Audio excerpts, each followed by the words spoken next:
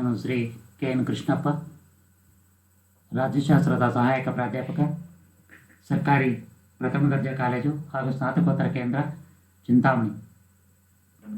ನಾನೀಗ ಪ್ರಸ್ತುತಪಡಿಸ್ತಾ ಇರ್ತಕ್ಕಂಥ ವಿಷಯ ಇಂಟರ್ನ್ಯಾಷನಲ್ ಪಾಲಿಟಿಕ್ಸ್ ಸ್ಕೋಪ್, ಅಂತಾರಾಷ್ಟ್ರೀಯ ರಾಜಕಾರಣದ ವ್ಯಾಪ್ತಿಗೆ ಸಂಬಂಧಪಟ್ಟಂತೆ ನಾನು ವಿಷಯ ಮಂಡಿಸ್ತಾ ಇದ್ದೀನಿ. ಇದರಲ್ಲಿ ಅಂತಾರಾಷ್ಟ್ರೀಯ ರಾಜಕಾರಣದ ವ್ಯಾಪ್ತಿ, ಇದರ ಔಟ್ಕಮ್, ಇದರ ಮೇಲೆ ಅಂಶಗಳನ್ನ ಗಮನಿಸಿದಾಗ, it previous session the following var explain. The nature of international politics was explain. Considered that very nation state has its own national interest. It deals with political power, relations among nation state. Power is the main concept. It is the process of conflict resolution. It is the interdisciplinary and behavioral study. ಎಂಬತಕ್ಕಂಥ outcome ಅನ್ನು ನಾವು ಕಾಣಬಹುದು. Learning, ಇದರಿಂದ learning objectives ಯಾವಂತ ಗಮನಿಸಿದಾಗ, to know the subject matter of international politics, to understand national power and national interest, to understand instruments of international politics, dynamic elements of national power, war and peace ideologies, role of international organizations, global problems are to be resolved. ಇದರಿಂದ objectives, learning ಆಬ್ಜೆಕ್ಟಿವ್ಸನ್ನು ಈ ಮೇಲ್ಕಂಡ ಅಂಶಗಳನ್ನು ಕಾಣಬಹುದು. ನಂತರ ಇದರ ವ್ಯಾಪ್ತಿಗೆ ನಾವು ನೇರವಾಗಿ ಬಂದಾಗ, it is A new and important branch of social science. ಇತರೆ ಸಾಮಾಜಿಕ ವಿಜ್ಞಾನಗಳಂತೆ, ವಿಜ್ಞಾನದ ಭಾಗಗಳಂತೆ ಅಂತಾರಾಷ್ಟ್ರೀಯ ರಾಜಕಾರಣವು ಸಹ ಒಂದು ಹೊಸ, ಅತಿ ಪ್ರಮುಖವಾದ, ಮಹತ್ತರವಾದ ಒಂದು ರಾಜಕೀಯ ಒಂದು ವಿಜ್ಞಾನ ಎಂಬುದಾಗಿ ನಾವು ನಿರ್ಧಾರಕ್ಕೆ ಬರ್ಬೋದು.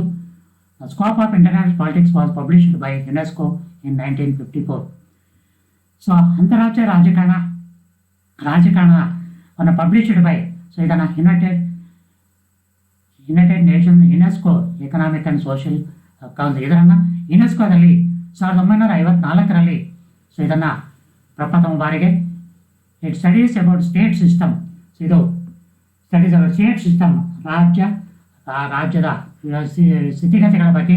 It studies about national interest, ರಾಜ್ಯಗಳ ಸ್ಥಿತಿಗತಿ ಜೊತೆಗೆ ನ್ಯಾಷನಲ್ ಇಂಟ್ರೆಸ್ಟ್, ರಾಷ್ಟ್ರದ ಹಿತಾಸಕ್ತಿಗಳಿಗೆ ಸಂಬಂಧಪಟ್ಟಂತೆ. ನಂತರ it studies about national power.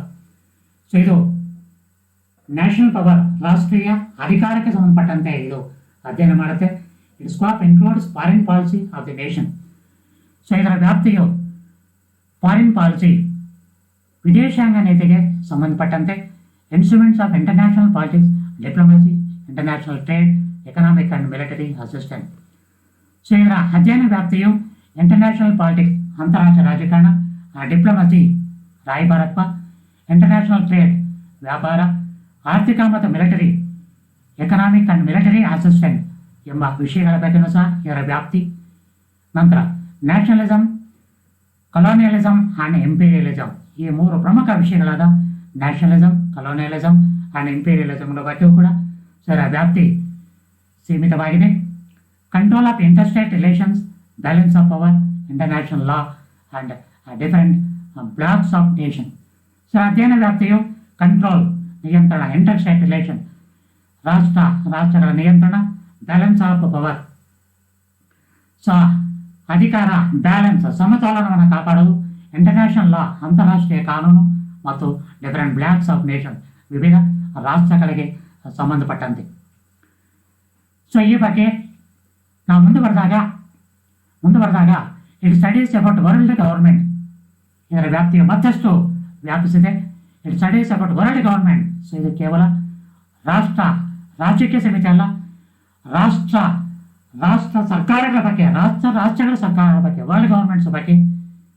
War and peace ideologies, ಯುದ್ಧ ಮತ್ತು ಶಾಂತಿಗೆ ಸಂಬಂಧಪಟ್ಟಂತೆ. Ethnic groups, races of mankind and terrorist groups.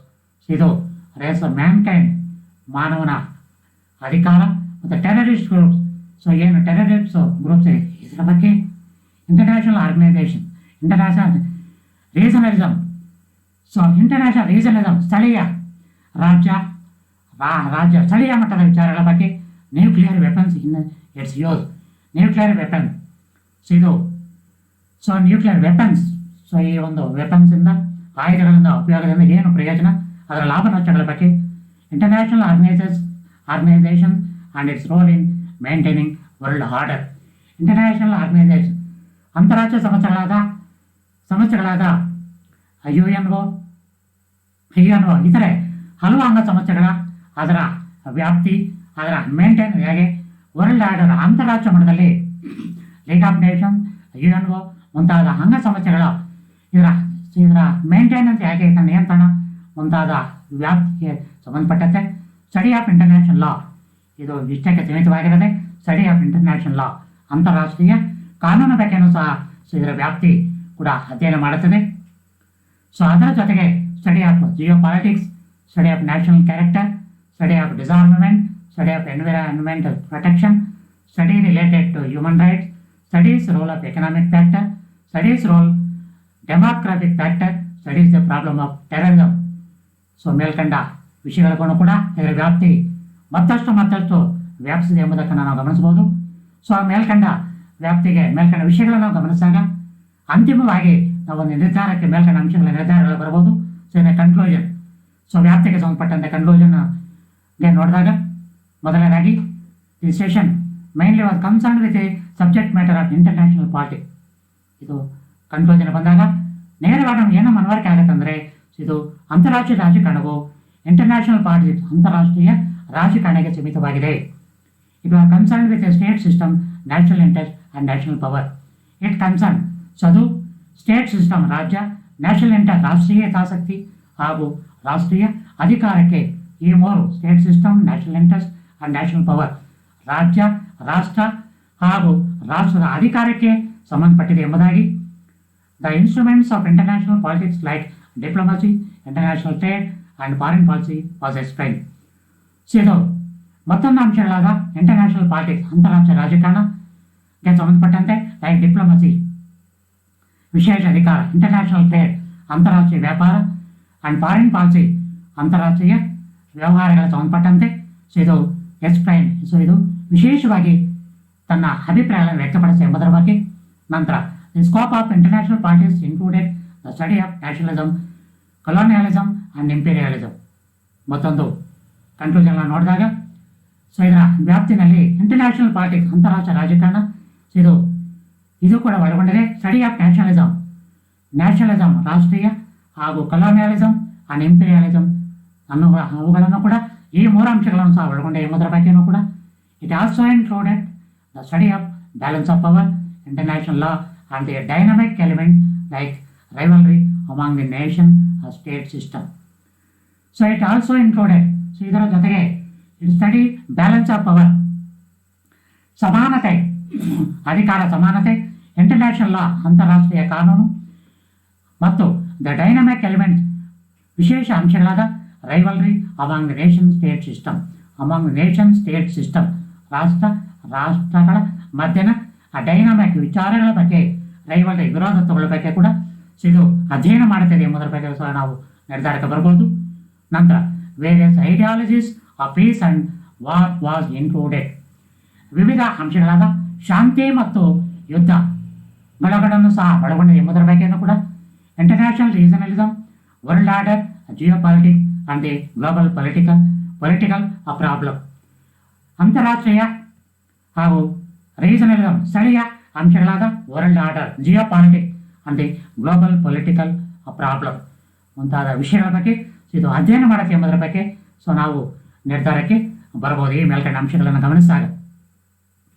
So ಈ ವ್ಯಾಪ್ತಿಗೆ ಸಂಬಂಧಪಟ್ಟಂತೆ ಈ ಮೇಲ್ಕಂಡ ಅಂಶಗಳ ಅನುಸಾರವಾಗಿ ಕೆಲವು ಮಲ್ಟಿಪಲ್ ಚಾಯ್ಸ್ ಕ್ವಶನ್ಸ್, ಕೆಲವು ಪ್ರಶ್ನೆಗಳು ಕೂಡ ಉದ್ಭವ ಆಗಿದೆ. ಅದಕ್ಕೆ ಸಮಂಜಸ 5 ಉತ್ತರಗಳಲ್ಲಿ ಸರಿ ಉತ್ತರವನ್ನು ಕೂಡ ನಾವು ಕಾಣಬೇಕಾಗಿದೆ. ಸೊ ಅದರಲ್ಲಿ ಮೊದಲನೇ ಪ್ರಶ್ನೆ, what is the scope of international politics, ಅಂತಾರಾಷ್ಟ್ರೀಯ ರಾಜಕಾರಣದ ವ್ಯಾಪ್ತಿ. ಸೊ ಇದು ಮೊದಲನೇದಾಗಿ ಏರಿಯಾ, ಎರಡನೇದಾಗಿ subject matter, 3 domain, 4 jurisdiction, 5 territory. So ಇದರಲ್ಲಿ ಬಿ ಸಬ್ಜೆಕ್ಟ್ ಮ್ಯಾಟರ್, ಸೊ ವಿಷಯಾಧಾರಿತವಾಗಿದೆ ಎಂಬತಕ್ಕಂಥದ್ದು B the right answer. The scope of international politics is only subject matter is the right answer ಮೊದಲನೇದಾಗಿ. ಎರಡನೇದಾಗಿ which year the scope of international politics publish. So ಇದನ್ನು ಅಂತಾರಾಷ್ಟ್ರೀಯ ರಾಜಕಾರಣವನ್ನು ಯಾವ ವರ್ಷದಲ್ಲಿ ಸೊ ಇದನ್ನು ಪಬ್ಲಿಷ್ ಎಂಬುದರ ಬಗ್ಗೆ ಬಂದಾಗ 5 ಉತ್ತರಗಳು 1952, 1965, 1954, 1950 and also 1951. So ಇದರಲ್ಲಿ 1952 is the right answer. ಎರಡನೇದಕ್ಕೆ the year of scope of internal politics published in the year 1952 is the right answer. So which year scope on internal politics published 1954 is the right answer, not 1965. 1954, 1955 is the right answer. Second question, right answer 1954. C is the right answer, not B. Say 1954 is the right answer. Next, third question, the scope of international politics was published by. The scope of international politics was published by eitherly UNESCO, WHO, UNICEF, IMF, and last one is ILO. The scope of international politics was published by UNESCO is the right answer. UNESCO, A is the right answer. UNESCO, the scope of international politics was published by UNESCO. Third question, A is the right answer. Next, fourth one, instrument of international politics. So A, diplomacy, B, war, C, peace, D, nationalism, A, regionalism. Instrument of international politics. So diplomacy is the right answer. Instrument of international politics, diploma is the right answer. Next, last and fifth question, the scope of international politics includes. The scope of international politics includes A, ecopolitics, B, geopolitics, C, psychopolitics, D, history politics, E, sociopolitics. So the scope of international politics includes, the right answer is geopolitics. Geopolitics is the right answer. B is the right answer. Once again, ತಮಗೆಲ್ಲರೂ ಮತ್ತೊಮ್ಮೆ ವಂದನೆಗಳು.